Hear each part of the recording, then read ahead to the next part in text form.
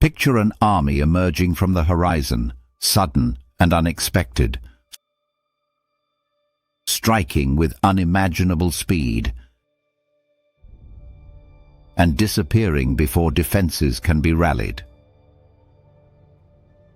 They had no armored vehicles, no aerial drones, no monitoring satellites. Yet in just 25 years they seized more territory than Rome did in 4 centuries. These were the Mongols, horse warriors forged in the steppes' fierce winds, and their ascent redefined the art of warfare. The birth of a war machine.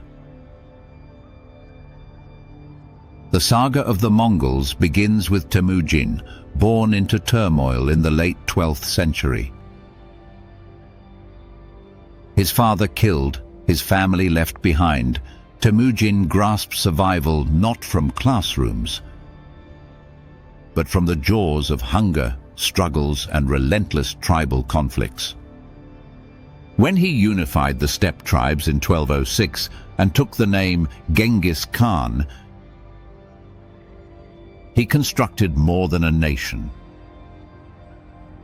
He crafted one of history's most formidable, disciplined military machines. Mobility, the first principle of Mongol warfare. The Mongols' most powerful weapon was not the blade, it was their speed.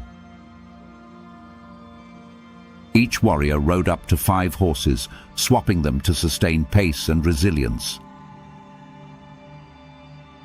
Their entire force could cover an astonishing 100 miles in a day, distances that left medieval armies stranded. Each fighter carried essentials, food, arms, and survival gear. No ponderous wagons, no waiting for supply trains. The Mongol army embodied a dynamic ecosystem of war. Communication and coordination. Speed meant little without proper coordination. The Mongols perfected battlefield communications centuries before the radio's invention. They employed flags, drums, horns, and torches to relay orders across vast distances. This mastery allowed Genghis Khan to carry out extensive maneuvers, ambushes, encirclements, and feigned withdrawals with pinpoint accuracy. In chaotic times, they fought with meticulous order. Psychological warfare. Yet their most formidable weapon might have been fear itself. Genghis Khan grasped the power of a feared reputation. When a city resisted, it faced total destruction, a brutal warning for others to heed. Rumors raced faster than any arrow could fly. Towns often capitulated without a single fight. The Mongols didn't merely achieve victories, they forced enemies to bring about their own downfall through terror. Intelligence and reconnaissance. Every campaign began with gathering information. Mongol scouts ventured months ahead of the main forces, assessing terrain, counting foes, finding water supplies. They enlisted local merchants and travelers as trusted informants. By the time the main army approached, the Mongols often had insights the enemy lacked. Warfare was not haphazard. It relied on intelligence, ages before the CIA or satellite reconnaissance existed. The composite bow, the steppe's superweapon. The Mongol composite bow was an ancient engineering marvel. Constructed from wood, horn, and sinew, it could breach armor from over 300 meters and shoot accurately while riding at full gallop. A skilled Mongol could release 6 arrows in the same time as a European knight fired one. This transformed each horseman into a mobile sharpshooter. A deadly mix of agility, accuracy, and adaptability. Adaptation and innovation. The Mongols were not merely horse archers, they were keen learners. When they reached China, they mastered the art of siege warfare. From Persia, they absorbed engineering techniques. From the Islamic territory, they assimilated administrative practices. Every victory equipped them with new skills.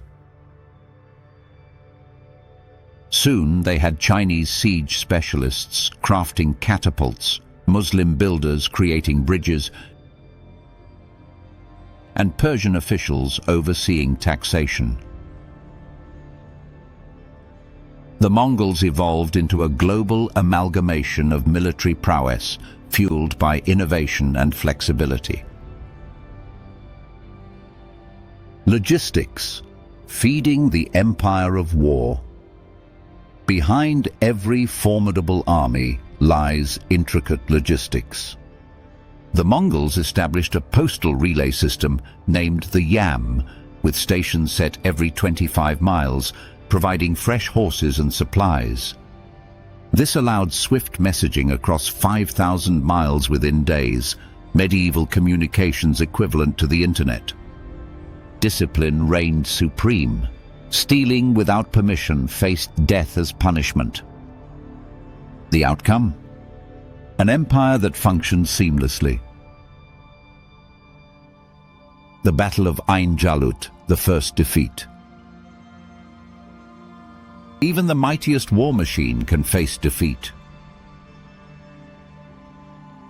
In 1260, at Ain Jalut in today's Israel, the Mongols encountered formidable opponents.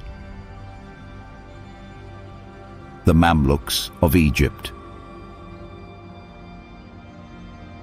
Employing the Mongols' own strategies, trickery, speed, and ambushes, the Mamluks decisively overcame them. This was a pivotal moment, their first significant loss, demonstrating that even legends can falter. The Mongol Legacy. Though the Mongol Empire eventually splintered, its impact endured. Their innovations reshaped military tactics, communication, and logistics for generations. The Ottomans, Russians, and even Napoleon examined their campaigns closely. Modern armies still reflect their strategies, adapting rapid maneuver warfare and psychological tactics. The Mongols didn't merely claim land. They redefined how humanity conducts warfare. The Mongols surged through history like a tempest, leaving behind echoes of fear, ingenuity, and change. They taught that discipline can shape chaos, that intellect can surpass brute force, and that speed can outwit size. From the Arabian deserts to the Chinese plains, the imprint of the Mongol legacy remains. Their empire may have faded, but their teachings endure, etched into the very fabric of modern warfare. This is Tactical Unknowns, the intersection of history and strategy. Join us for more untold tales revealing how battles and warriors have shaped our world. Like, comment, and subscribe for more.